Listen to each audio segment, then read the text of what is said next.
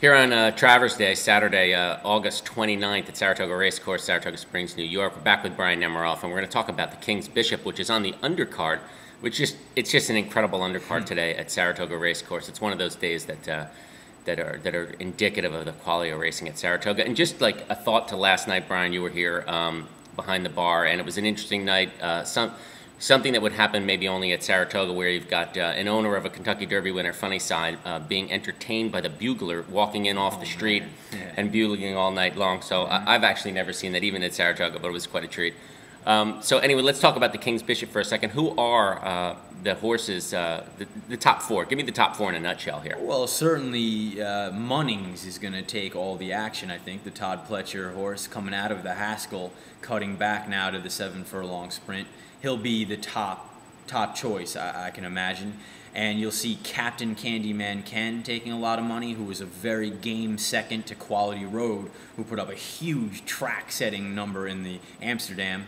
And you'll see Big Drama taking some action as well, the pace setter in the Preakness this year, who is just balls out speed.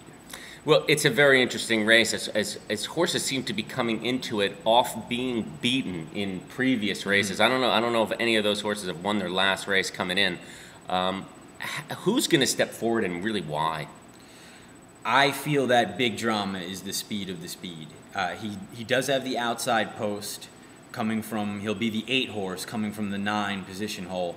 But I just feel like he breaks so alertly. He's gonna have the lead, and that's what he likes. And 7 furlongs is Big Drama's best distance. I feel like they've tweaked with him going a mile and 3/16. 6 furlongs. I feel like 7 furlongs is his best distance, and he is the speed of the speed.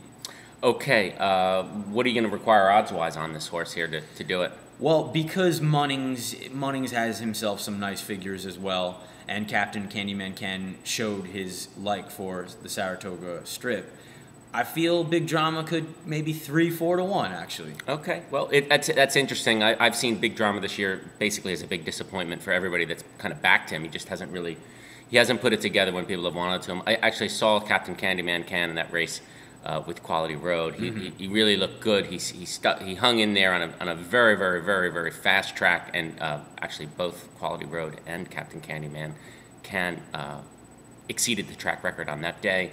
We're going to actually see if that race holds up to be as spectacular as it was, and until it's proven wrong, I'm with Captain Candyman Ken. Well, there was another horse in that race as well, Everyday Heroes, the 1A, who took a lot of action in that. It was almost barely second choice to Quality Road in that race, and now he's coupled with the juvenile champion Vineyard Haven, actually making his first start off a long layoff from Dubai.